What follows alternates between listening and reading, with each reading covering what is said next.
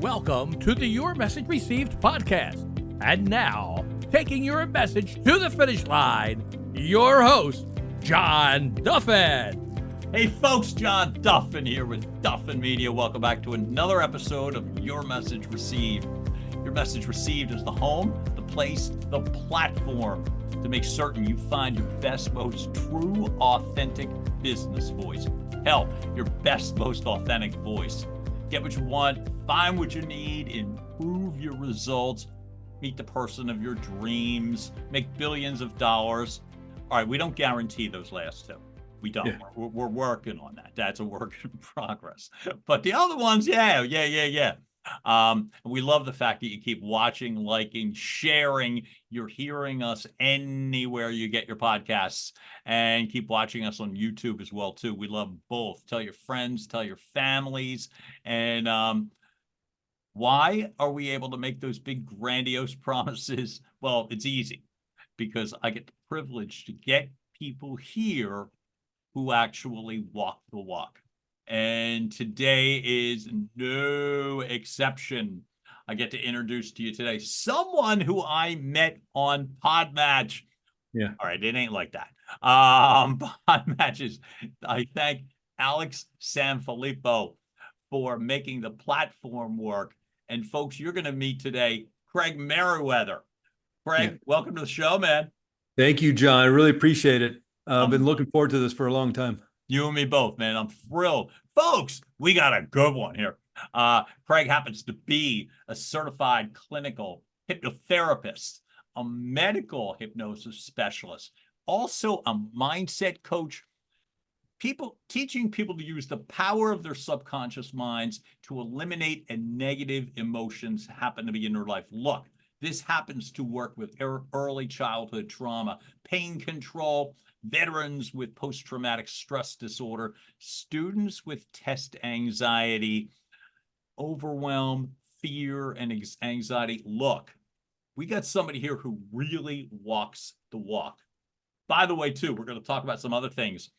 Craig happened to have created the platform aceanytest.com, helping those eliminate test anxiety, a big damn deal.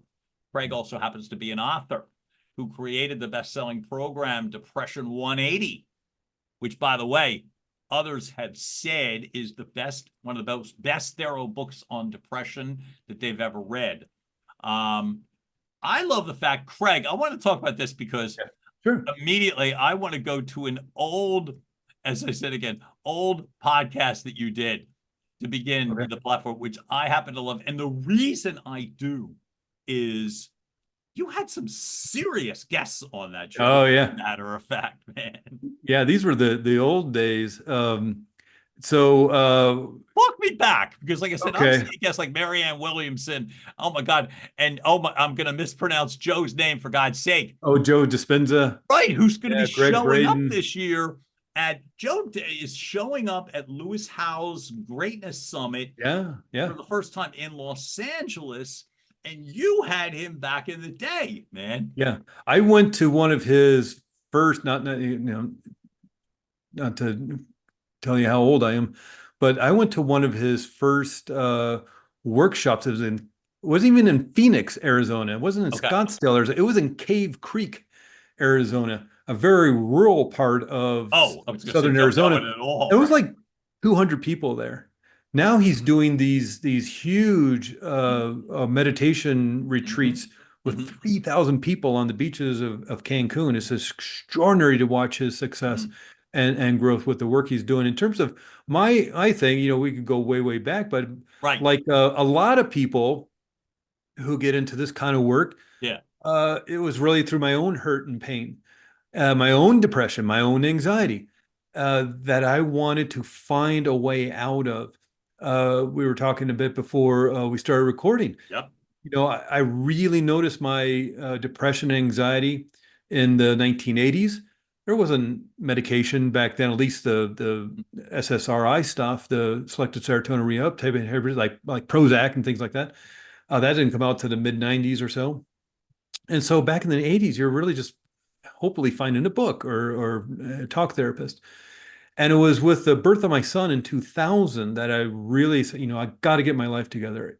It gets to a point when maybe you can relate to this and your listeners can relate. You just think that this is how it's going to be. This is a comfortable coat. Mm-hmm. Maybe there's a bunch of holes in it. It doesn't keep me very warm, but it's comfortable. I don't know anything else. How would you describe color to a blind person? How would you describe happiness to a person who struggles with depression? My mother struggled with depression and suicidal thoughts, and whether it's a genetic thing or something I learned in the home, I had my own struggles. And it was not wanting to pass this along or model it to my son, or if he struggles with it, what can I help him with? So that's what grounded me in wanting to learn how you can change. At that point in 2000, 2001, the kind of information about Prozac and those other kind of medications, the side effects were kind of coming out. And I was like, well, let's see if there's other ways. And the internet was just coming out. And there's so much information you could tap into. It's such a wonderful gift to have the internet. You have,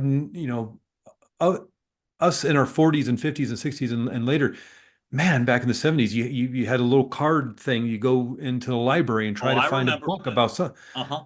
It's insane how people used to just get information. Craig, Our internet was I'm laughingly saying, I think I did that for about 3 books in my life of going through the card file, because most of the time I'm like, oh, never mind.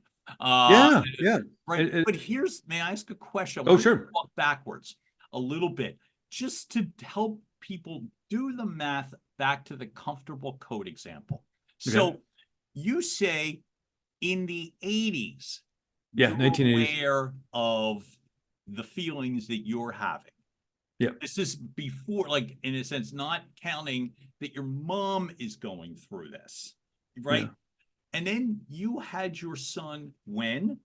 Okay, so I graduated high school in 1985 and had my son in 2000. So, we're talking some 15, 16, depending when you start counting, 16, 17 years struggling with this. And it was 17 years. That's what I'm saying. So no wonder that sense of the comfortable code part, because you're already 17 years, and there's nothing unusual, sadly, about that, of what you just said. But it's 17 years of carrying this bag, wearing the coat, or whatever the analogy is, with very little resources around you. Other than a card catalog at the library. Hoping you can find the book, man. So you shared with me before, and I love the way I love what you said, that in terms of affecting change, when you realized you're going to have a kid. So what changed for you? Well, the obvious. Nothing grounds you more than when your wife sits you down and say, I'm pregnant. And we're gonna have a child, and you think you're ready, you've prepared, you've maybe even planned, and it's just like, okay, let's get this together. And then you're looking at finances, you're looking at you have enough room in the house and all that stuff, and then you realize, but how do I feel? I'm not feeling well. And if this is a genetic thing or is a nurture thing where I don't want to mirror it for my son, and so then I started the work. What can you do? And there's lots of things. We can get to this in a minute. But there's not only easy, simple techniques to do, but there's lots of strategies and skills. And there was a point in time where I just woke up one morning and just kind of lying in bed thinking, I haven't been depressed or anxious in a long time. I did the work and am still doing the work. There's a certain relentlessness to this work. If you want to master anything, you got to practice. And if you want to master joy, you want to master happiness, peace, freedom, whatever, confidence, there's a relentlessness to it. And what I realized is I had this toolbox filled with strategies, techniques, skills, and I had a little mastermind group. My God, I recommend anybody, you want to supersize your development and growth, get a mastermind group together, 3, 4 people. You don't have to be in the same industry, but just people looking for success, looking to encourage one another, looking to support one another, whether you're on Zoom, whether you can get together in person, find a mastermind group. My God, the three of us together, we did so much growth and so much, not even just business, but just in ourselves. And one of the things I kind of stumbled across was Hay House was having a writing contest, like a book contest. Okay. Right. So I joined this. It was like 2010, 2011, and entered the course, wrote the book, Depression 180. Boy, if you want to get something done, have some massive deadlines. And so I got Talk to this me about book this. written. Yeah. I walk me through this because I feel like, how many people do you know that intend, plan, would like to write a book? Yeah. Anyone watching or listening, no need to raise your hand. Sadly, I won't see you. But I was going to say, pretty much everybody I know has that here. You say Yes. the massive deadlines to get you there. Walk me through. How did you get the book done? So it was there was, and they may still be doing this contest on a yearly basis, but they're basically looking, the grand prize is getting your book published. And by Hay House, or this was an offset of Hay House Hierophant at the time, but there was I don't know, 500 people joined this contest, and there's a couple of bucks you threw in, but to join this contest, and there's educational seminars and all this stuff, and it just keeps getting whittled down each month from 500 to 100, 100 to 50, 50 to 20, 20 to 10. And over the course of 4 or 5 months, it got whittled down to 5. And I was in one of the 5. Right. And you just keep writing a chapter and writing a chapter and promoting and presenting to the contest board or the people who are looking at this stuff, more and more information about your book, more chapters. And if you want to be part of the contest, you had to turn in a chapter. So you had 4 weeks to write the new chapter. And so that got done, and it was exciting. It was, I guess, fun. I don't know. Sort of like running a marathon. Is that fun? Or I don't know. You just like doing it. I laugh because I've done marathons, and I love the analogy because you're right. It's like, was it fun? But you did it, and it was great. You did it, and you're proud of yourself. And when you're done, when you're done. According to one of the people in the contest, I didn't come in first, but apparently I came in a very close second. And because I was in like the top 5, top 10, we were invited to write a chapter for this book called 30 Pearls of Wisdom. That also had Jack Canfield, Marty Scheimoff, Janet Atwood. Yeah. And because of that, let's promote the book when it comes out. And we're all doing something different. So I decided to do a telesummit to help promote the book, help promote Depression 180, because while I didn't get the Hay House contract, I decided to publish it myself. And so I did a telesummit with 40 experts on depression, Dr. Daniel Amen, and all sorts of different people. This was back in 2012 or so, when telesummits were still kind of a thing. And I had so much fun with that. This kind of new thing that had been around just a couple of years, but this new thing called podcasts come about. I'm like, well, here's a way to kind of continue with this fun. God, it was new then. Back in the day, it was there was only kind of a handful. It was more pirate radio than celebrity entertainment, like it seems to be now, with your Joe Rogans and your Mark Marons and all the fancy celebrity people having their own podcasts and getting the big money. But back then it was real pirate radio. And so the bigger people, if you will, and I mean to say that derogatorily to people who may or may not be as popular, but the Marianne Williamsons and the Greg Bradens and the Joe Dispenzas and the Bruce Liptons and things knew of podcasting. And so it was not difficult to you just asked, here's my podcast, here's some episodes, and their PR people would put it on the list. It's like, do you want to do this? Do you want to do this? And you were able to. One of the people I was so fortunate to interview was the jazz great, the guitarist John McLaughlin. That's stick. And mainly because I kind of had an offshoot of my main podcast on spirituality and called Garden of the Mystics. My main podcast was called Tipping Point Radio, but I wanted to do a more spiritual thing. Right. And I just made the proposal. I said, I want to talk music and spirituality. And so I sent it to his agent in Europe, who does all his European dates for whatever band he had put together at the time. And I said, look, I want to talk to John about this, about spirituality and music.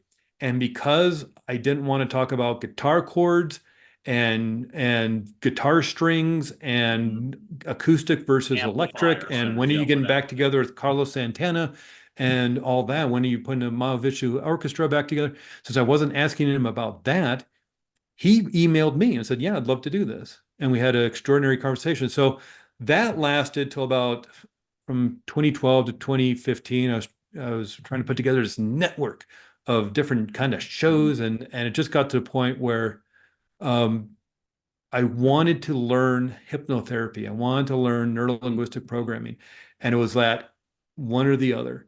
And it was fun doing the podcasting thing. I wasn't seeing the sponsorship results or even the listener results. And I really want to learn hypnotherapy. And I don't think I can do both as well as continue bringing in money for the mortgage and the gas bill and the electrical bill. And so as I'm learning hypnotherapy and then starting that business, I don't think I continue on with the business of podcasting. So I had to make a choice, and unfortunately, the fun of doing podcasting had to go the wayside. But that was a long answer to a short question of I love it. Podcasting started. Yeah. One follow-up question before we move to the hypno, because that's, like I said, really was the primary thing that got me to you. Yeah. But in regards to the spirituality and the interest, were you always interested in spirituality? Has that always guided you? Are you still? Yes. Yeah. I was born into the Episcopal Church. Okay. And mainly because we were discussing before, I was raised in San Diego, California from the age of 6 months.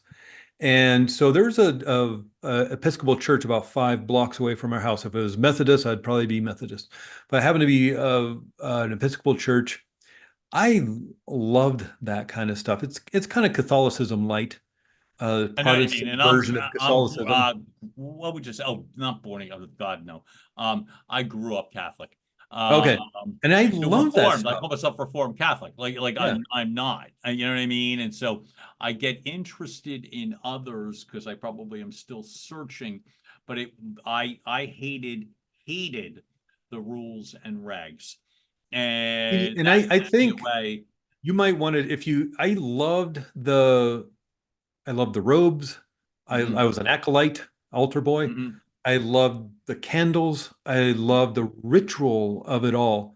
Maybe I didn't understand it, certainly around communion and the wine and the wafers and all that. But I loved the ceremony, the ritual of it. I got you. So I was born into Episcopal Church. In the 6th grade, I started going to a private school that was run by Baptists. Okay. So Monday through Friday, I'm getting a Baptist education, including a Bible class, and one day a week we'd have chapel, which the entire school of all, 300 students would get together and have, chapel and a speaker and sing and all that stuff. So Monday through Friday, I was at a Baptist school, and the weekend, since my friends were at the church, we're in youth group. We do church youth group stuff. Of course, Sunday we have church. So my upbringing was definitely rooted in religion, to the point where I thought maybe being a priest would be a good way to go, because I wanted that connection with what you can call God, the universe, the energy of all life, whatever you want to call it. And I thought maybe being a priest, here's them teaching you how to do that. I was even with my spare time in the charismatic movement that was going on back in I remember that. And so I was doing that kind of stuff. And at high school graduation, most of my friends were a year older than me. And so they had graduated the year before and gone to different colleges around the United States. Again, this is the 80s. There's not Zoom. There's not Facebook. There's not these things No. where you can really keep together. People just And want to so I wag. lost a lot of my friends, and church wasn't that fun anymore, Mhm. and I with my girlfriend then at the time, now my wife of 32 years, we moved in 1990 to Santa Cruz, California to go to the university there. We were both accepted, and this exploded my mind because in the Bay Area there, the Central California, Santa Cruz is right on the Monterey Bay. Monterey is to the south. Santa Cruz is to the north, Mhm. about 90 minutes south of San Francisco, about an hour west of San Jose, Mhm. Silicon Valley, Beautiful right? areas. And Monterey, I beautiful know area, well, but I was going to say, yeah. but also like the literal melting pot. Yep. And Santa Cruz was very open to all sorts of cultures and music and Mhm. dance and with it the spirituality comes with it, whether it's Haitian or Cuban or Japanese or some form of Middle Eastern Sufism. Mhm. And I started exploring all of it. And the music and I was very much I love to drum, so I was learning all sorts of different drumming styles, and with that the culture, with that the spirituality that comes with it, and so that helped in that aspect. I think to a certain respect, I felt to me there was a ceiling on what I can learn from Sufism because I didn't know Arabic. There's a certain aspect to maybe Zen Buddhism from Japan because I didn't know Japanese. I didn't understand the culture. I wasn't born there. My name is Craig Meriwether. You don't get more United Kingdom than that. I have a Celtic first name and a French middle name, my mother's maiden name, Dorsey, and a very, very, very English last name. In fact, I've done the genealogy stuff, the Oh, DNA. nice. It's like 98% Mhm. UK. And so I was missing that aspect. I liked the ritual that you found in Western spiritualism, like you might find in the Episcopal Church. Mhm. And so I went back to that um, in my own way, I guess, and started studying more like Western Hermeticism and reading about and even practicing some of the more esoteric forms that were in the late 1800s and things. And so, again, long answer to a short question. Yeah, it informed not only my growing up, but has been since and all my life. And I'm turning 57 here in a few weeks. And still to this day, I'm excited. We're for the first time ever, we're going to England, well, England and Scotland in September. And I'm excited because I'm focusing on not only places where my family came from. Uh, my great great great grandfather in 1620s was priest of a church, and I know where the church is. You can go visit the church that my great great great grandfather was head of, and it's a small little church. It was not like Still St. alive. Paul's or anything like that, It's still alive. but it's still, yeah, and so it's still there. I can go back to these places where my family Mhm. roamed, and but also go to the what some people describe as the thin places, Mhm. meaning there's a thinness between this realm and the spiritual realm, and Mhm.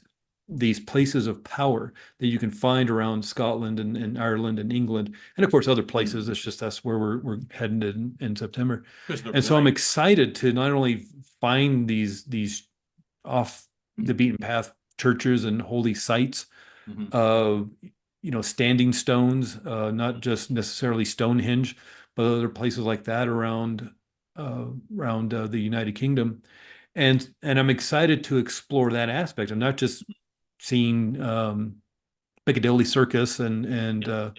and all the ABBA show with the avatars, even though I do have tickets to that. Uh, I want to do that kind of stuff a little bit, but it's Taylor mainly Swift. Yeah. yeah. And so again, probably a long answer to a short question is Mhm. spirituality really informs. In fact, that's the kind of work I like to do Mhm.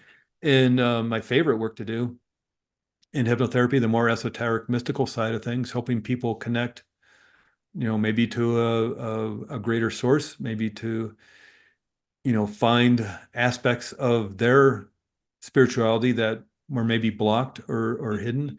And it's extraordinarily insightful and extraordinarily healing too, to do that So kind of work. I love the fact that you do the work, Yeah. meaning you've put in a ton of hours into this training, you've Yeah. put a ton of hours into the thought process of that. And I remember, the first time I experienced a hypnotherapist who Mhm. was to quit smoking.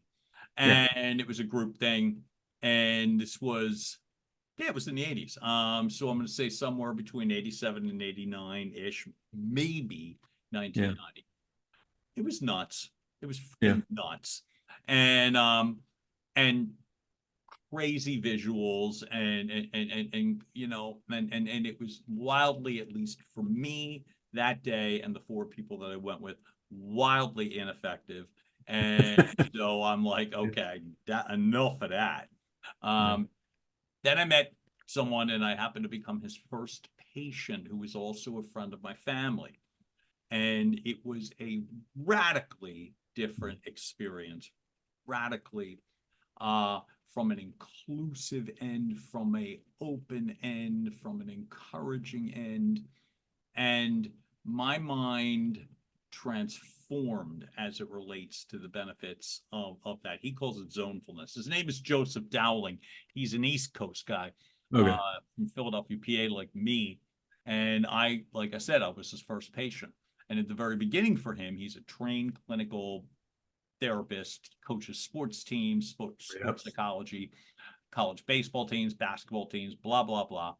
Back then, me stopping smoking. And I'll never forget the process. And that's what I wanted to bring up. Okay. The Yeah. reasons I wanted you here is because of just the whole idea of taking either the shame, the guilt, or the fear out of the process of this.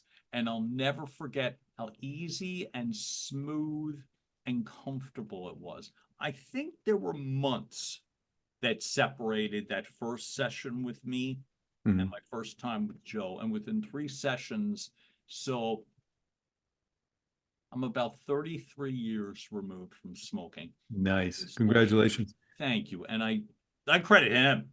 Mhm. You know what I mean? I'm like, that's Yeah. Joe. I feel like I said, that was all Joe. And so you've put in a ton of hours to do this. What I'm curious about in terms of this, because now there is zero stigma in regards to the process. Yeah. Building your business, building the clientele, and maybe it's not zero, Yeah. but it's not like it was. It's Definitely. Yeah. not considered like quacks or you know what I mean, Yeah. Yeah. or radical or those sorts of words. Um, it's a degree of healing. And so for myself, what have you noticed as some of the biggest changes in regards to not just the practice and the studies, but the people you see and why they come? The people I see, I would say a good majority of them are at their wits' end and they Okay. are on their last rope.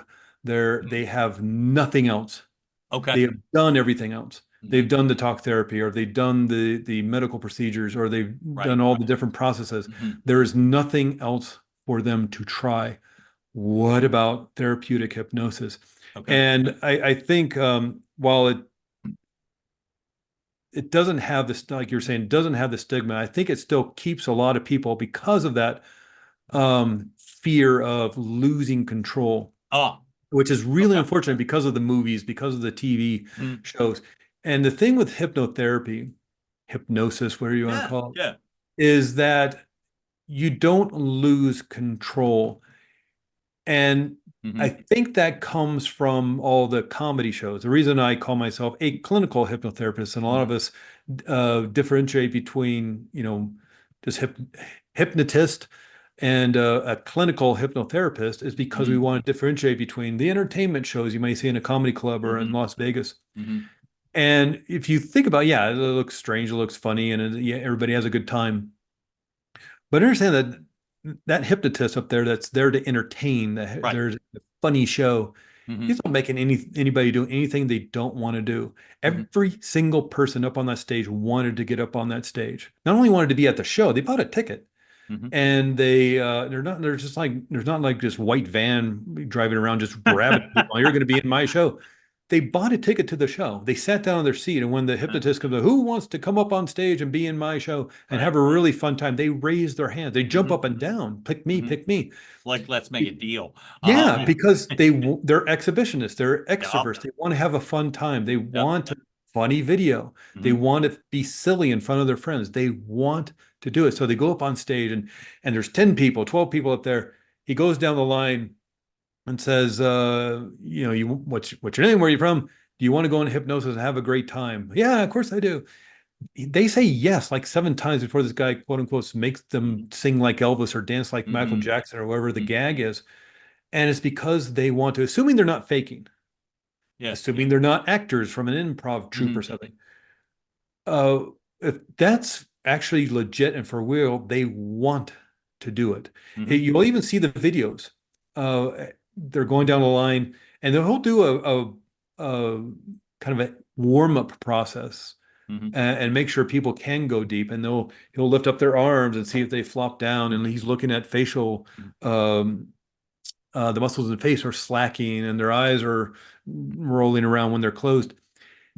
He's making sure that these people can do a fun show because that's what he's there Hmm. for. That's what he's getting the big bucks for is to entertain the people. Hmm. If you can't do it, if you're nervous and you're now your brainwave state is way up there of flying on this at the stress level, you're not going to do a good show and you're going to be excused from the stage because he Hmm. can't make you do and honestly, I mean, if I can make people do what I'd be, getting everybody to write me a $500 check for a Oh. half an hour session. And so you can't make people do anything they don't want to do. There's actually a great TED talk Mm. about rapid induction. I forget the guy's name. If you probably just go to whatever it is, TEDx.com or Yeah. TED.com or whatever it is, TED.org, you look up hypnotherapy, it comes up, or hypnosis. This guy's doing rapid induction. And these are 20-minute little talks, as you know, or 18-minute little talks. Hmm. And this guy's discussing rapid induction, and that's great for trauma. It's great for Hmm. sports. After you get a rapport with players, they're not doing well on the field, you bring them out, you get them in quickly into a trance state, you help with their mindset, with Yep. their confidence, put them back into the game. It's great for that and for trauma. Hmm. And so basically what it is, a lot of it is just kind of like a movement of the body. I want you to close your eyes and then you kind of pull on them, not too hard, but enough to jolt them. And what you're looking for is that mess with their equilibrium. Have you ever Okay. had that experience where you're lying in bed and you feel like you're falling, even Oh, though you're lying in absolutely. bed? Yeah. Yeah. Yeah. That's Yeah. what you're looking for because you Hmm. have this little bit of time where you get that fear. Yeah, you're feeling you're falling. Hmm. And you have this 1 or 2 seconds where the mind is looking for information. It's looking for instructions, especially from the alpha male Hmm. commander general in charge, looking to retreat, looking to move forward. Hmm. What are we going to do? If you don't get that, then you have to come up with your own solution. So you have this moment where, and that's why everybody yells, sleep. And it's like, oh, okay, I'll go to sleep. And so that's the rapid induction, real quickly. And so he explains a little bit. He gets everybody in this audience, about 500 people, to just do a nice, relaxing thing. Hmm. I need 12 volunteers to come up. You, and you come up on stage. They all raise their hands. And he's going down the line and he's going, sleep, sleep, sleep. Hmm. And this one woman's up there and she didn't think it through. Now she's sitting in front of 500 people with lights and TV cameras, Hmm. and she's super nervous. And here's this professional, this expert, this master at this technique, let alone every other probably hypnotherapeutic technique. And he can't get her into this rapid induction because she doesn't want to. She's afraid. She's scared because of this. Everybody's looking at her. She's going to embarrass herself. And now it's getting worse because now she can't do it. And so he asks her to leave the state. I think you'd be more comfortable if you sit down. This is in his TED Talk. The man has 18 minutes. Hmm. And then they're going to pull the mic on him. And so now if he had a half an hour more, he would be able to relax, What's your worries? What are your fears? Let's work through those. And now let's move into hypnosis and we'll do the healing process. This man has another 5 minutes left in his time. He has to go, go, go. So he excuses her from the stage. And while that may look like a failure, it's actually a great example of you can't make anybody do anything they don't want to do. She was scared, she was afraid, and she didn't want to do it. So she didn't do it. And this is the unfortunate part of this work is that while it can help so many people, they're afraid that because of what they've seen on TV or movies or Las Vegas shows or whatever, that it keeps them from healing. And now you said just a few minutes ago, you're talking about your smoking cessation. And you said, he did that. Joe did that for me. It's like, I would disagree 100% with that. You did that for yourself. He handed you the shovel and the hammer and the nails, and you built your own deck. Yeah. And that's what's wonderful about this process. And while it can only take 2, 3, 4 sessions, this isn't talk therapy. We're not going to be talking about the issue that you think the problem is for 80, 90, 100 sessions over 2 years, and then realizing you still feel like crap. We're going to get to the root problem because you know what it is. Your subconscious mind is trying to protect you from this trauma, this hurt, this pain, whether it happened yesterday, last month, 40 years ago. You know exactly what the problem is, not consciously, but within your subconscious mind. And what neuroscience says. That's so funny. You just said that. And I was like, right, not consciously. Yeah. Conscious mind only makes up 5% of mind. Subconscious mind is making up 9%. And that's great because it's pumping our heart and running our respiratory system, our immune system, growing our hair and all this stuff. Yep. It's also holding on to those habits, tying our shoes, riding a bicycle, walking down the street. But it's also holding on to the hurt and pain because it doesn't want to experience it again. Your subconscious mind is for you. It's for your safety. It's for your protection. It's for survival, which doesn't necessarily mean happiness and prosperity and success and joy, but it's for your survival. And if you've been hurt in the past, it doesn't want to experience that again. So it has all these files that it keeps on the hurt, the pain, the trauma, the embarrassment, the humiliation. And when those files get triggered, information is coming through your 5 senses, what you hear, see, taste, touch, smell. Something comes into your external environment. Oh, I have to take this test. Oh, I have to go for this job interview. Oh my God, my boss wants me to do the big presentation at the meeting on Friday. And you're like, ugh. Now you're getting these warning signals. If somebody pulls a fire alarm in a building, the sirens go off, the lights go off, warning everybody that there's danger and you better get out to safety. We also have a warning system, but instead of lights and sirens, it's anxiety, it's fear, it's anger. Your brain chemistry change creates the hormones of adrenaline and cortisol, the neuropeptides, these literal molecules of fear and anxiety to warn your body that there's danger. Now, the big problem is, and what we were talking a little bit before we started recording, is that the mind can't tell the difference between what's real and what's imagined. Right. And that's why a nightmare can feel so scary. Even if it's something ridiculous, like, the Wizard of Oz trees throwing apples at you running down the street, or a big hot dog is chasing down the street, or a cheeseburger or something. It's ridiculous. It's stupid. It's not going to happen. Or something super realistic, like a war veteran having a PTSD dream about being on the front lines, even though that was 30 years ago. You're both safe and comfortable and cozy in bed, and yet your brain starts creating that adrenaline and cortisol because it thinks you're in danger, it thinks you're being attacked by a cheeseburger or whatever. And so the mind can't tell the difference between what's real and what's imagined. Will change your physiology to match what you're thinking and feeling. So this you can use to your advantage. And you're talking about you're smoking, you're visualizing, you're doing all these things. It's like you're putting yourself into a resource state of being the person you want to be. And you can do that for healing. You may not know what the problem is. You may not really understand why you started to smoke or why that person started taking that drink. A good chance is that you're trying to make yourself feel better from the pain and the hurt that you experienced. So you've put yourself in this trance state of making yourself feel better in a not very resourceful way, not very resilient way. But short term in your mind, short term you feel better. Short term. And you're trying to make yourself feel better from specifically something that hurt you in the past. You know what that is. not in your conscious mind, very subconscious. And so it's trying to protect you from that, even if it happened 40 years ago.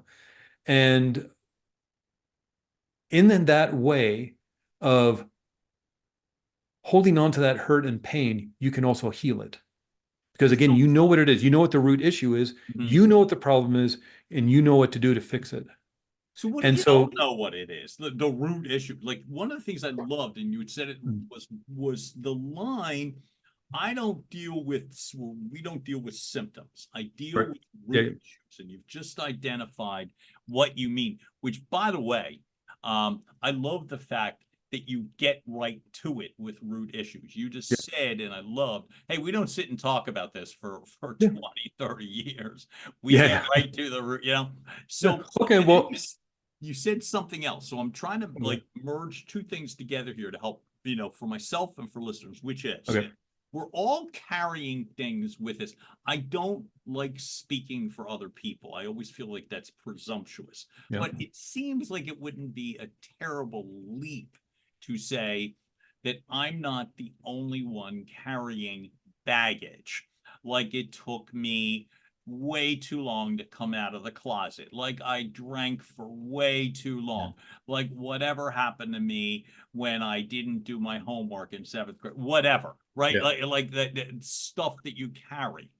And then you were also talking about the fact of the sense, like I said, that we get to the root.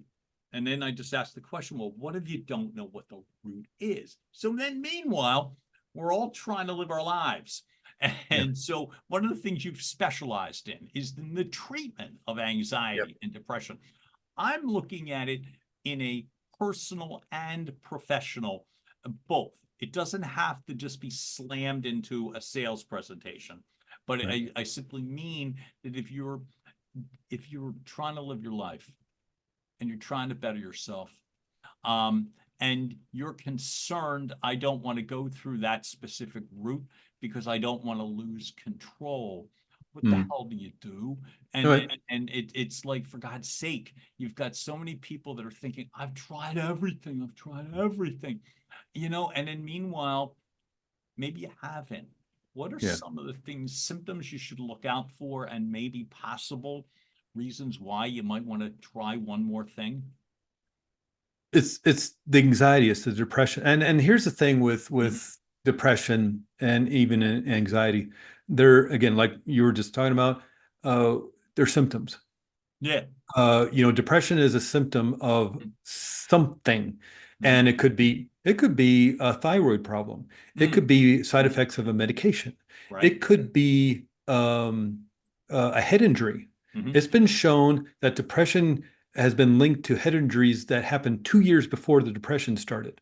So if you were in a car accident 18 months ago and all of a sudden I'm just depressed all the time, why would you link it to the car accident? So there is some, you got to really help the person understand where this depression may be coming from, and if it's necessary, see your doctor, see a brain specialist like one of the Dr. Daniel Amen clinics or something like that. But in terms of the healing, coming to a hypnotherapist, again, usually is last resort. Maybe you read an article or a book, or you had somebody recommend it to you. But generally, it's like, I'm in so much physical pain. I'm in so much emotional pain. I don't know what else to do. I have nothing else to lose. Got nothing else to lose. And so you try hypnotherapy. And I'm going to say it again. You know what the problem is, not consciously. And that's why talk therapy can last for years and years and years, is because you're trying to find a root problem that's not within your conscious awareness. I was teaching some classes over Zoom during the COVID era. And they were, classes like on pain control and healing acceleration and immune system boosting. They were over Zoom. We'd get 12, 15 people during these classes, Cancer Support Community of Arizona. And this older woman was in the classes. I'd guess she's about 70. And she'd been to 2 classes. We had done 2 classes. On the 3rd class, I was early. It's my class. I'm going to be early to the class. And she was early. So we just started chit-chatting, waiting for other people to show up and start the class. And she asked me if hypnotherapy works with procrastination. Of course it does. That's a mindset. That's a defense mechanism. You want to walk away from the rattlesnake in the trail or the bear. You've seen those, videos of bears chasing people while they're skiing down a hill or something. You want to move away from the fight in the street. You want to move away from the edge of the Grand Canyon.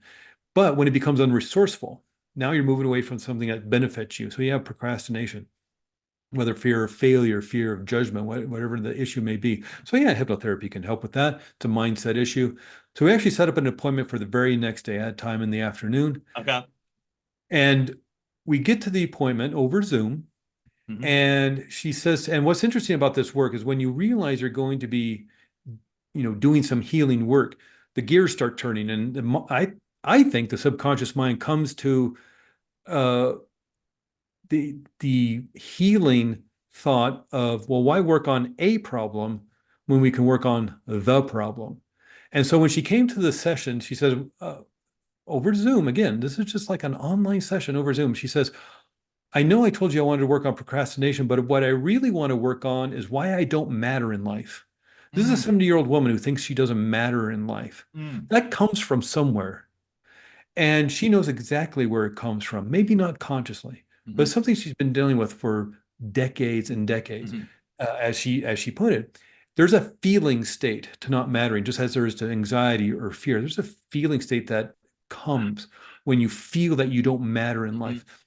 That feeling state is created by the change in brain chemistry. When we're anxious, we create that adrenaline, cortisol, those neural peptides of anxiety or fear. To change your brain chemistry in that way can only happen through having a thought or accessing a memory. She knows what that memory or thought is subconsciously in her unconscious because it's changing her feeling state. Something in her external environment is triggering that release of that certain chemistry because of a thought or accessing her memory. So she knows what it is, not consciously, but we're not going to talk about it. We're not going to do talk therapy. We're going to access that feeling state of not mattering and connect it back up to the thought or memory that's creating it. She knows how to do that. It's her subconscious mind. It's that powerful. So we do some regression work. And I say, I'm going to count from 10 down to 1. And by 1, you'll be at that event that originated this feeling state of not mattering. 10 down to 1. 1, where are you? I'm standing up in my crib and my father's screaming at me because I won't stop crying. He's standing up. What is that? 12 months old, 14 months old? And she's 70-ish years old. That's late 1950s, early 1960s. And men aren't taught to be the most nurturing people in the world. Mom's out of the house, maybe. Dad's having a bad day, bad week, bad life. And this baby won't stop crying. He doesn't know what to do. And the only thing that comes to him, maybe it's just to scream louder than the baby and tell the baby to shut up. Now, in that instant, that mind of hers, like all of ours, it has to justify why this is happening. And in that mind of hers, that's only a year old, maybe a year and a half old, it comes to the conclusion, well, the only reason this person who's supposed to love me, supposed to nurture me, supposed to protect me is screaming at me is that I don't matter in life. Is it true or is it false? It doesn't matter. That's what that child came up with. And until you change the instructions within your subconscious mind, why would anything change? And so she held on to that way of protecting herself. Well, I don't matter in life, so I don't want to move forward. I want to procrastinate. Even though this might create happiness or joy or benefit me in some way, I'm going to move away from that because I might get screamed at. And so she hid herself, hid her light, if you will, her energy for some 70 years until one day she decided to change it. And she did. She had 2 or 3 group sessions about pain control and healing acceleration with 12 other people over Zoom. And then she had one solo session that took her back to being a year and a half old. And she healed that child because she knew what to do about it. When she realized what the problem was, she knew what to do about it. Not me. I didn't fix her. Hypnotherapy in and of itself didn't fix her. She fixed herself because she healed the child. She knew what to do for that child. And I've heard from her for quite a while afterwards.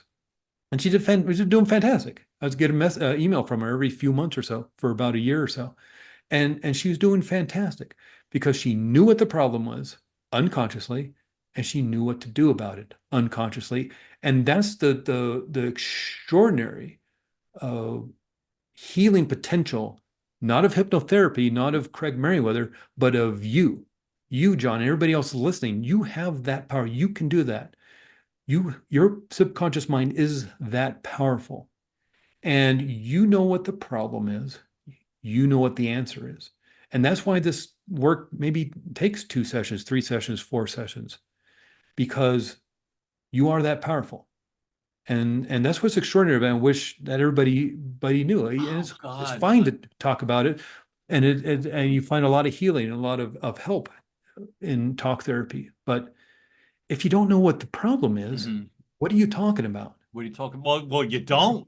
So you Well, don't talk yeah, about anything. You just make yeah. things up, or you make excuses.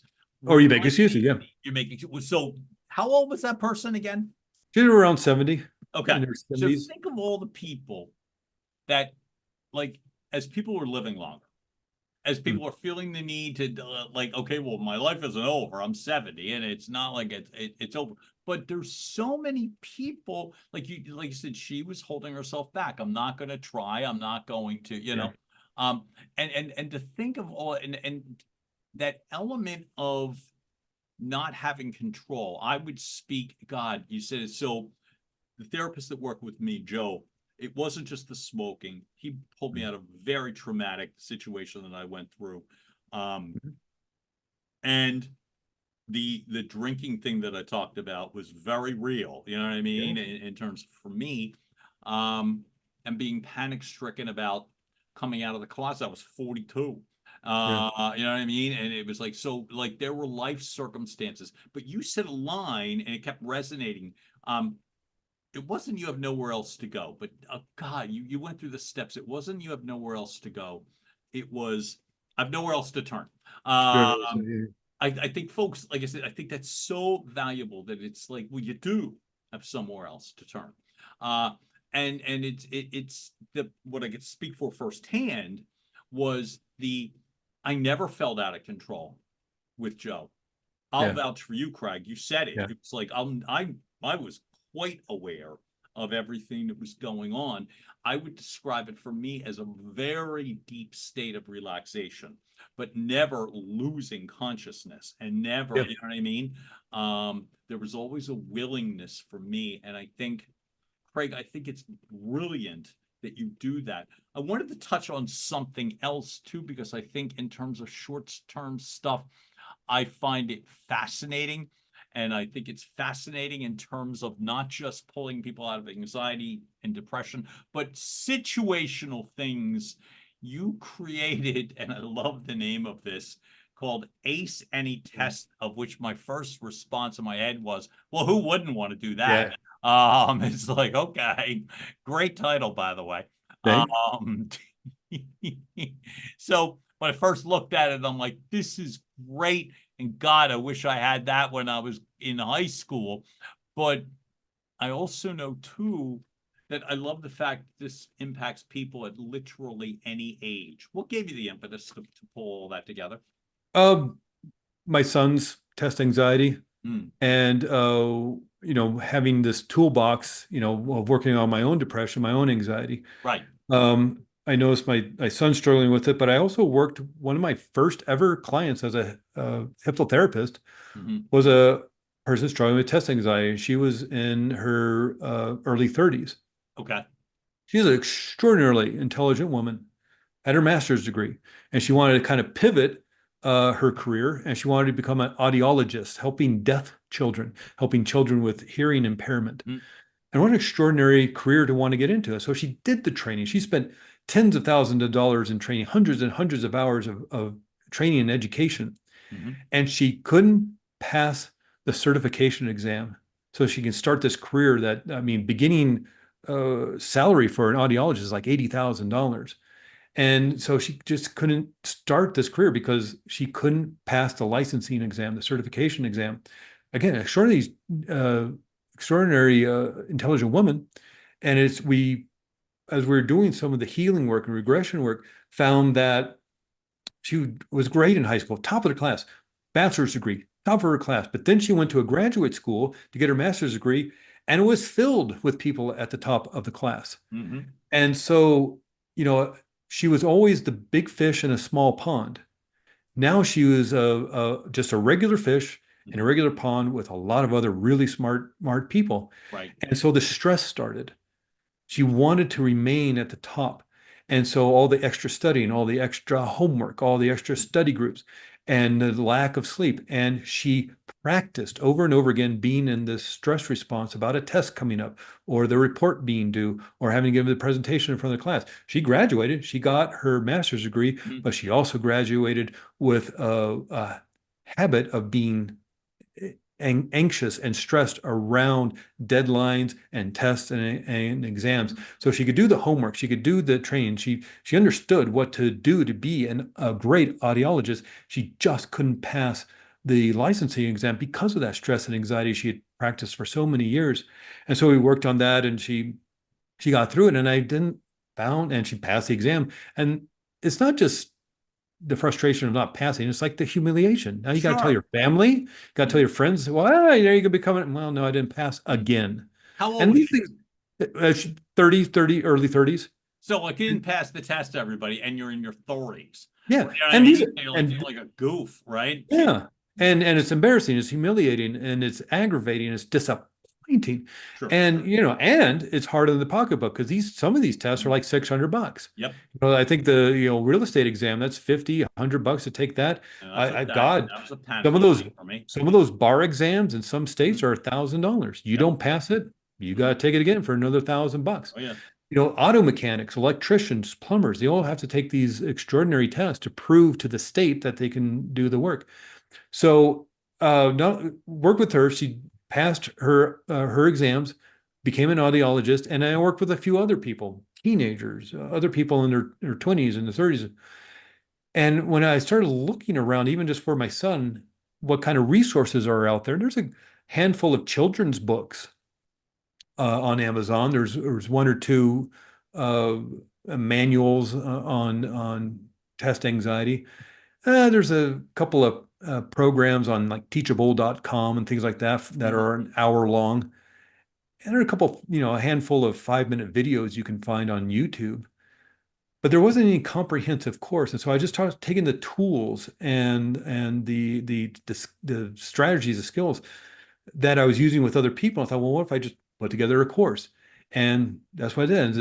It's about 6 hours of video training. There's about 20 different recordings that you can download and use to practice these techniques. And there's both a wake-up version and a going to sleep version. So there's really 40 recordings, about 20 different worksheets to download. So it's all these tools, and because it's not all one solution. There's not a one-size-fits-all solution. So I wanted to give people various different tools. And because we talked about earlier, and we can do this now, a couple of processes. Because you mentioned the vision one, and it's called the wide vision exercise. And part of the stress response is you get that tunnel vision. And it's literally a tunnel vision because you want to focus on the danger that's right in front of you. And so you turn off your peripheral vision. This information isn't important to your survival. It's that danger where it's the bear, the rattlesnake, the sniper in front of you. So you want to hyper focus on that. You're turning on the stress response, the adrenaline, the cortisol in the brain, the neuropeptides, 300% more blood moving to the big muscles of your arms to fight, 300% more blood moving to the big muscles of your legs to say, guess where that's coming from? It's coming from your brain. It's coming from your immune system. It's coming from your digestive system. And so that's why you can have that panic thinking. How do you know it's coming? Or is this just not just, take out the word just. Well, yeah. Is this a preventative measure? How do you know this is common? Why the exercise is common? More so than I need to practice this thing. Right. What are you feeling? Or what is one example that you might be going through as you're sitting or at your computer or in a class or whatever? What's going through you to think, wait a minute, I might need to do something here. Exactly. And of course, everybody's a little bit different. Sure. Some people may have actual physical symptoms of nausea or sweaty palms. They may have more emotional issues of that panic feeling, that anxiety, that fear of failure, fear of judgment, that you're not going to do well. You may have that the thoughts just going out of your head. You've studied, you know this material backwards and forwards. You've done the study groups, and you get to the test, and all of a sudden it just leaves your mind because again, you're focusing on the danger. Unfortunately, it's just maybe a paper in front of you that you're doing with a pencil or a pen or on a computer, not a rattlesnake, not a sniper, not an earthquake or anything like that's happening. It's Mine were just the racing thoughts. That's what I was going to say. That's racing mine are the thoughts. racing, all confused thoughts. So And now, so walk me through. What do we do? the exercise you were specifically talking about, and I'll show you this one and another really cool one. Please. What you're trying to do is reverse the tunnel vision. Okay. And by accessing your peripheral vision, you access your peripheral vision, you have to turn off the stress response, move out of the sympathetic nervous system, the stress response, and move over to the parasympathetic relaxation response. And so and of course, if you're driving, please don't do this. If you're supervising the kids around the swimming pool, whatever, come back to this later. Pause it or just listen and later when you're in a safe place where you can focus and concentrate just on this exercise, then come back and do it. But one aspect of having this tunnel vision is you've turned off the peripheral vision. And so for those of you on the video, I'll be using my hands and things for those of you just auditory. I'll try to explain it as I'm going along. But the wide vision exercises, we're going to expand our peripheral vision from the tunnel vision of the stress response. And so if you want to focus your attention just on a space, like I've got a window right in front of me. And so there's there's a tree out. And so I'm looking at a leaf on a tree and just maybe focus on a spot, whether there's a wall in front of you, a painting, a picture, maybe a little pattern in the drywall. There's a spot specifically on the picture that you can focus on. Got it. And have this soft vision, and then just allow, again, only if you're in a safe place to do this and you can focus on this exercise. But as you're focusing on that spot straight ahead of you, keeping your head still, only moving your eyes, move your eyes all the way to the left. And see if you can see what you can see as far to the left as you can. Are there pictures? Are there paintings? Is there a window? Is there a chair? And then when you kind of clock what's going on over on the left, put your eyes back on the center. Now move all your eyes all the way to the right. See what's on the right side. Move your eyes forward. Move your eyes up without moving your head. Just move your eyes up. See, can you see the ceiling? Can you see the beautiful blue sky? Are there clouds out? And then move your eyes forward again. Now move them down. Can you see, without moving your head, keeping your head perfectly still, move your eyes all the way down. Can you see something on the floor, on your desk, wherever you are? Moving your eyes forward again. Keeping your eyes straight, keeping your head straight, without moving your head, without moving your eyes. See how far you can expand your peripheral vision, both on your left and your right. If you need to, put your hands in front of your eyes, maybe in the prayer position, and then slowly start moving them to the side to widen your vision. See if you can watch your hands, or just see if you can look all the way as far to the left as you can, all the way to the right as you can. Not only is this taking your attention off the thing that's causing the stress and the anxiety, but again, it's widening your vision, it's turning off the stress response, because if you're observing what's in your peripheral, you've turned off the stress response. There's no need to tunnel vision the danger. So now this is a great one to do while doing a test. Of course, you're not going to want to move your hands around or anything like that. That was just for a demonstration purposes.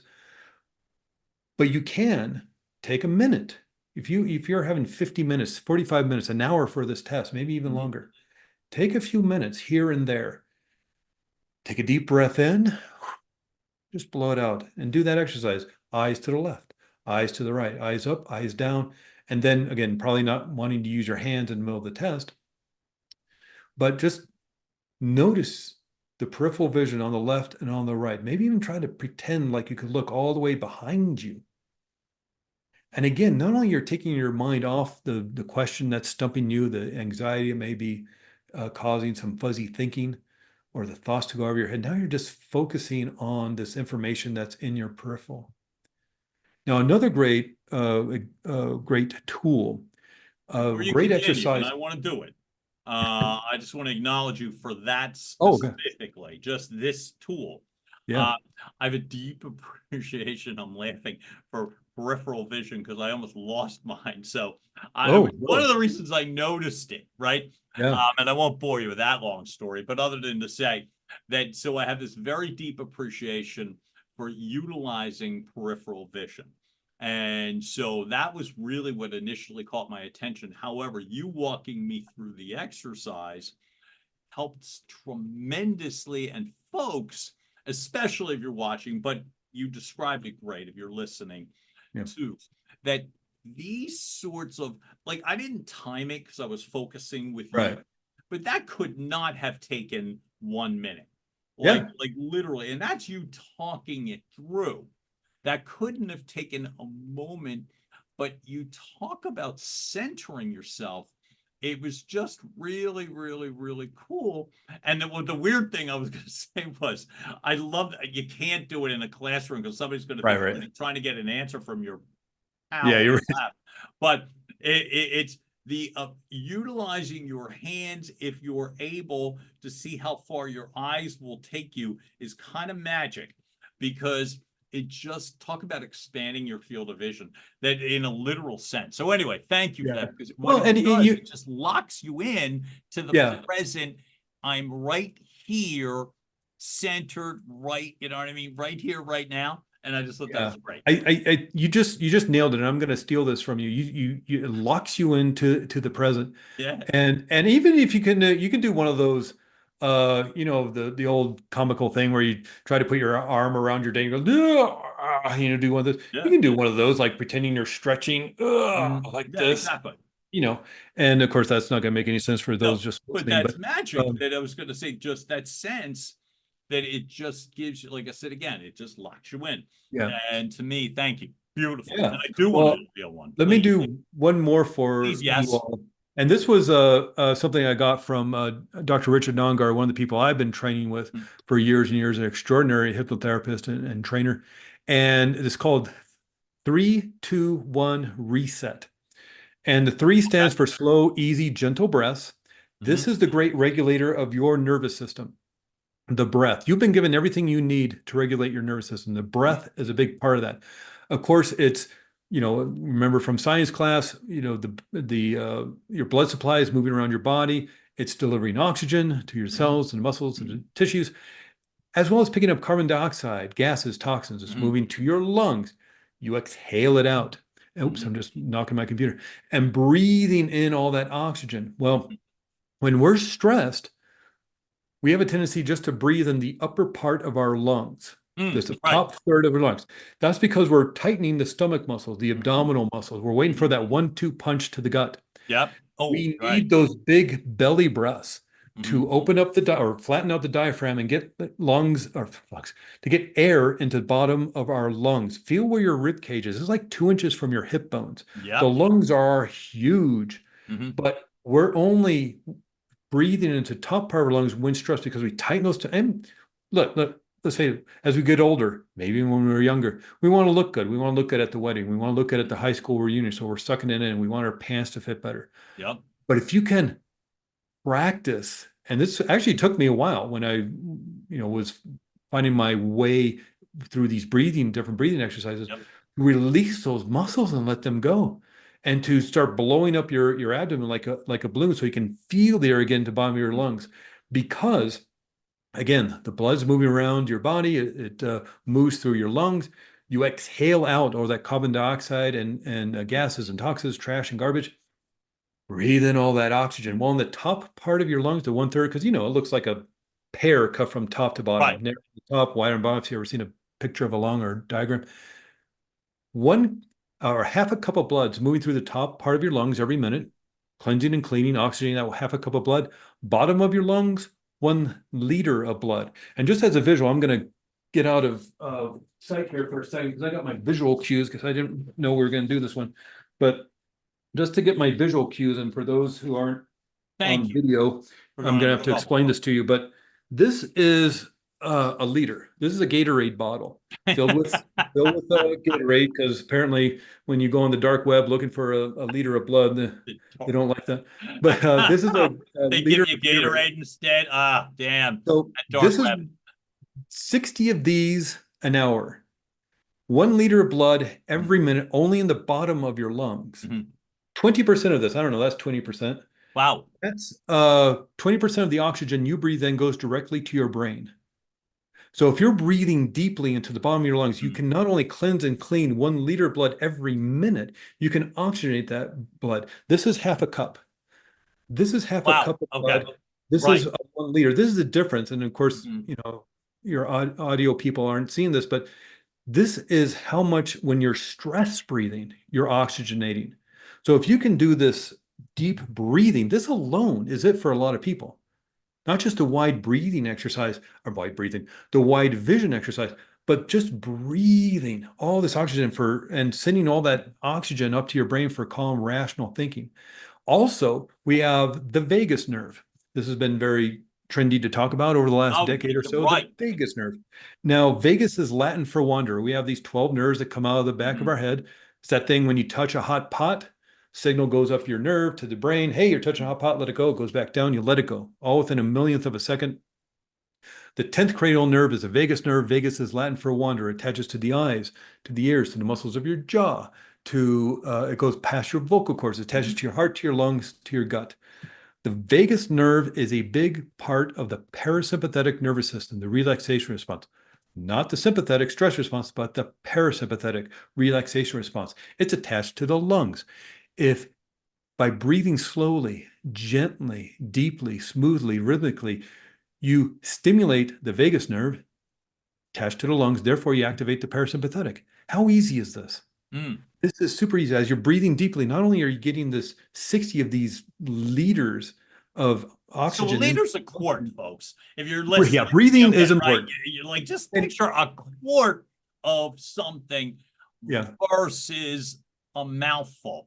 Yeah. Well, and then look, I know it's obnoxious and I know it's cliche to tell somebody struggling with anxiety to take a deep breath. That's annoying. Yeah, it's like easy for That's literally one of the best things you can do for yourself is to take a deep breath into your belly, release those muscles and get those big belly breaths. Watch a baby breathe. It's all belly breaths. Exactly. And from day 1 to 2 years old, that's a lot of growth. So those tiny little lungs need a lot of oxygen for that growth. Guess what? Right as we're getting into school is when we start tightening those muscles, and so pretty much by high school, it's all upper chest breathing because you're just nervous and stressed and anxious all the time for a lot of us. And so 3, 2, 1 reset, 3 slow, easy, gentle breaths. The 2 is we're going to create bilateral stimulation. Now, when you're feeling anxious, you're feeling that anxiety, you're feeling the stress, the fear, the panic, you're lighting up a part of the right side of the brain.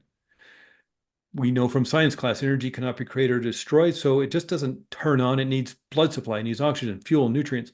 So it vacuums up, sucks it up from other parts of the brain to light this part up, to quickly send the signals of emotion, to warn the body, all that. So these other parts of the brain go dark, they go quiet. So how do you undo that? I have nothing else but my little minion doll here.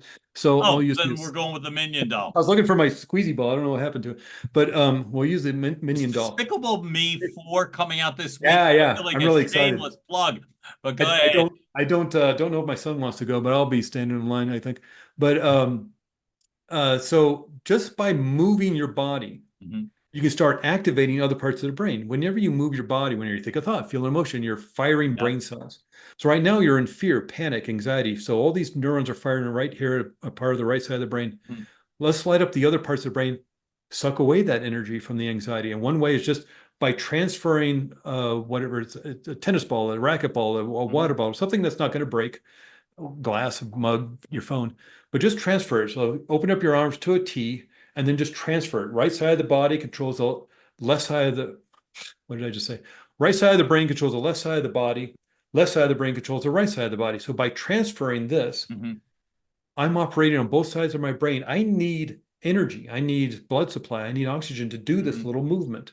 And so I'm forcing my brain to suck away the energy from that anxiety and that panic. Bilateral stimulation. If you've ever seen somebody in class, in a meeting, drumming on their knees, They're not hyper, they're not ADHD, they're nervous, and they're trying to self-soothe themselves and calm themselves, just drumming on their knees, just the feeling of the padding on your knees. Walking, that's why walking feels so good. Left foot, right foot, left foot, right foot. What we're going to do for our bilateral stimulation to start calming the brain down and moving the blood supply to other places, we're going to grab our shoulders. Now, this, you may notice, obviously, is a hug. Now we're going to hack our brain and we're going to start changing our brain chemistry immediately. Now you can just grab your shoulders, squeeze your shoulders. You can do the bear hug. You do the havening technique, which is rubbing your hands up and down your arms. That feels good. It feels wonderful. If you're feeling good, feeling wonderful, you're changing your brain chemistry. Your body's now sending signals up to your brain. Your brain is now creating oxytocin, serotonin, and dopamine just through this hug. Now we're going to, again, only if it's safe for you to do so, not if you're driving, not if you're watching kids around the pool, but if you want to close your eyes, if you haven't already, breathing deeply and gently in through your nose, exhaling out through your mouth twice as long. With this hug, you're now going to visualize somebody you want to give a hug to. Now, this could be somebody in your life today, a good friend, child, a pet, a dog, a cat. Maybe you were watching a nature documentary about elephants and you fell in love with elephants. Maybe you resonate with a certain animal. You have a power animal, a spirit animal. Maybe it's somebody who's no longer with us, your grandmother, your grandfather. Maybe somebody you've never met before, Mother Teresa, or I don't know, John F. Kennedy, somebody. Imagine, pretend. Because remember, the mind can't tell the difference between what's real and what's imagined. Again, we know that from a nightmare. So let's use this to our advantage and do it on purpose. This hug, you're already sending signals for the brain to create oxytocin, serotonin, dopamine. Now we're going to supersize it by thinking of that person, pretending we're hugging a person we care for deeply. And you'll start feeling those neuropeptides, those molecules of joy, love, and happiness, hundreds of millions dumping into your bloodstream. You've literally just hacked your system. You reset your nervous system, turned off the stress response through the breathing, through the bilateral stimulation. And now you're creating oxytocin, serotonin, and dopamine, the neuropeptides of love, joy, and happiness, literal molecules of love, joy, and happiness, dumping into your bloodstream because you're thinking of that person you want to give a hug to. Now, of course, you can do this exercise for half an hour if you want, as long as you want. But if you could just do this for 5 minutes, you'll literally reset your entire system, reboot yourself. Now, a great time to do this is in the morning because flooding your brain with that oxytocin, serotonin, dopamine, that's going to focus your brain, your reticular activating system specifically, to find you more things to be joyful about. You know that thing, if you probably had the experience of your day going from bad to worse. It's because your brain is trying to find more things to be, to be upset about, because you focused your brain to find more, finding the answers to that. We're being inundated with 11 million bits of information per second. So what we're seeing, hearing, tasting, touching, smelling, the lights of the room, the temperature, things we probably don't notice unless it's too dark or too bright, things we don't notice unless it's too hot or too cold. We're being inundated with all this information. We're cognizant of 50 bits out of that 11 million. So we filter out a lot of stuff. So when your day is going from bad to worse, you're just focusing that 50 bits of information on all the crap that's going on in your life and filtering out all the good stuff. It's happening. But I know the world's on fire. I know, I see the news. I have elderly parents. I have a son I worry about. I know, that maybe sometimes life seems like a dumpster fire, but there is lots of things to be grateful about, lots of things to be joyful about. But if you're cutting that out, filtering that out, and only focusing on the bad, you're just going to get more of the bad, because that's what you're focused your reticular activating system to focus on. What if you start your day with 3-2-1 reset, or the wide vision, or the breathing exercises? Boot your system, your nervous system, flood your brain with oxytocin, serotonin, dopamine. Start your day that way. We're talking 5 minutes. Or before you walk into the meeting, sit in your car before you walk into work. Set your, put yourself in state. Anybody, whether you're Ian McKellen doing King Lear on the West End or Broadway, whether you're Tony Robbins before you walk out onto a stage in front of 10,000 people, whether you're a musician, an athlete, you're going to put yourself in state. So we all need to do that. If you want a certain feeling state of confidence or joy or happiness before you walk into that meeting or before you walk back home after a crappy day. Put yourself in state. This is a great exercise, 3-2-1 reset, as developed by Dr. Richard Nungar, a great way of doing that. And do it again and again and again. It's 3-2-1 reset, not 3-2-1 do it once and your life is rainbows and unicorns. And you know that there's a relentlessness to this work. The Dalai Lama still meditates every day. The man's 89 years old. And if anybody was to have it down by now, you think it'd be that guy. But read his books. He talks about the anger, the sorrow, and despair of what's going on in Tibet. As a slow learner. Yeah, slowly. Well, he's a human being, right? And of course, he's focusing on Tibet. He's let alone the world at large. They're still bulldozing down his monasteries in Tibet. The Chinese government is still arresting his monks. Of course, it's going to create anger and sorrow and despair. He was exiled out of Tibet in like 1958, something like that. Yeah. Of course, he's a human being. He's going to feel that. Every day, he practices loving kindness and compassion because that's who he wants to be. So he practices every day. If anybody was to have it down, you think it'd be that guy. He's not married. He doesn't have kids. He has a staff of people to meet his every need and want since he was probably 5 or 6 years old. And yet every day he's practicing. Tony Robbins still practices. Watch that documentary about him, I'm Not Your Guru. He still practices this stuff every day. Find what you need, the methods that work best for you. And again, there's a relentlessness to this work. Practice every day. Pick anything, a golfer, a baseball player, a martial arts, any 10th degree, level person in Taekwondo is going to practice every day. Any musician, whatever it is you want to master, whether it's confidence, happiness, joy, or a sport, or a form of music, martial arts, dance, whatever it is, you got to practice. And not just once or twice. You just don't get to go to the gym once or twice. Jack LaLanne, you probably know Jack LaLanne. I remember well. Yeah.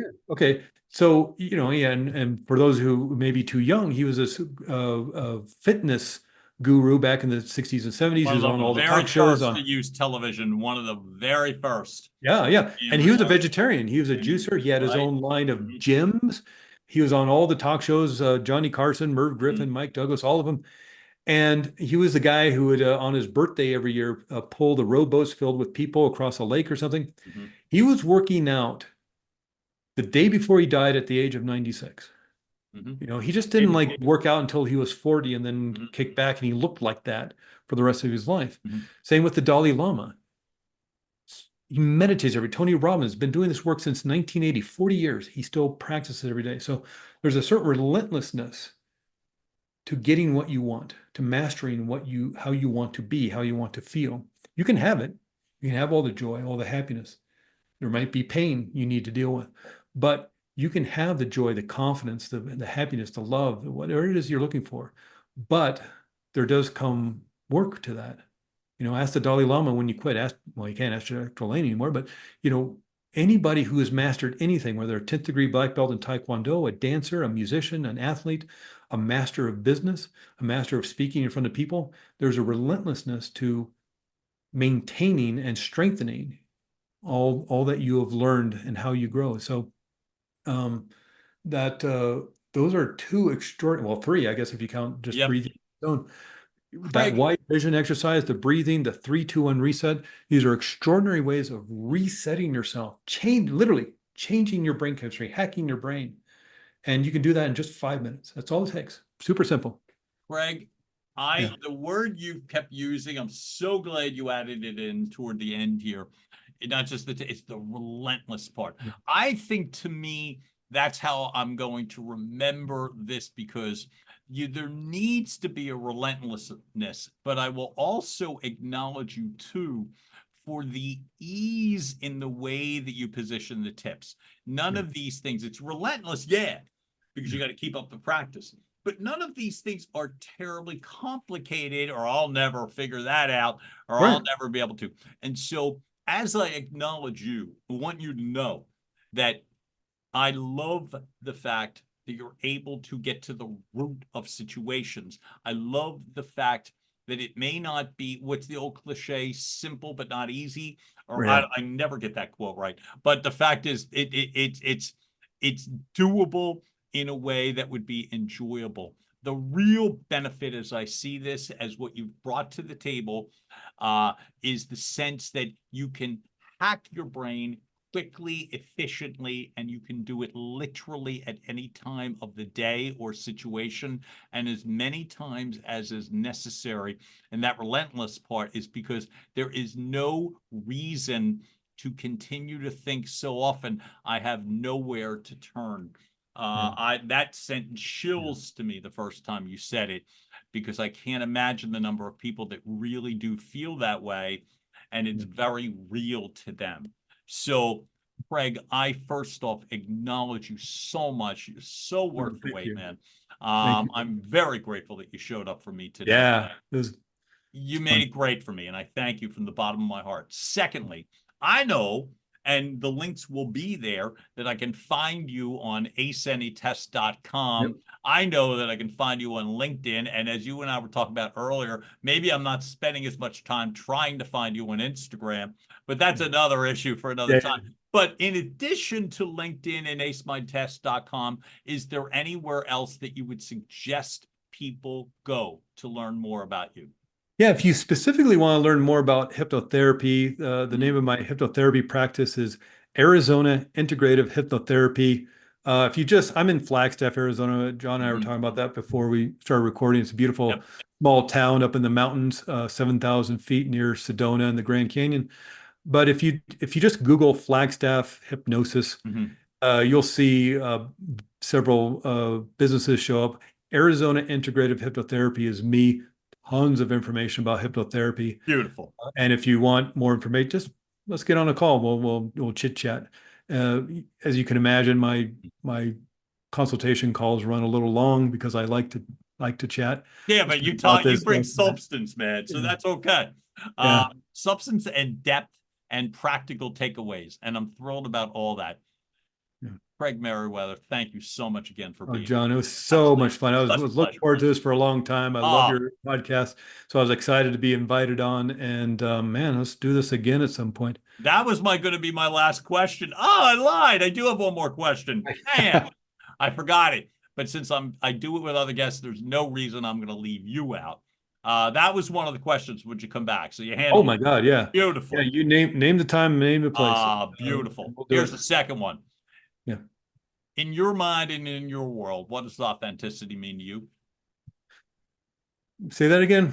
In your mind and in your world, what does authenticity mean to you? I think that's a great question. I know you asked that. Should have been prepared for this. Authenticity is just, I think, we were talking about the root of the problem. I think this is getting to the root of who you are and presenting that without the mask, without the fear, without the doubt. And that's not easy to do. That's scary to do. But I think you can come to business with authenticity. I think it's coming to business without trying to, scam your customers with maybe untrue advertising, but just allowing your true self. And I know that sounds cliched, and I don't like that very much, but you're allowing that part of you that is really you, without the mask, without the heavy overcoat of fear of what people might think of you. And that's dangerous to do. That's scary to do. But if you can do it, man, that brings you so much joy. I think that brings you a lightness and a freedom that you've never experienced before. Yeah. Dude, that's the path. That's the journey. Craig Meriwether, thanks so much again, man, for being here. You're welcome, John. Delight. Loved it.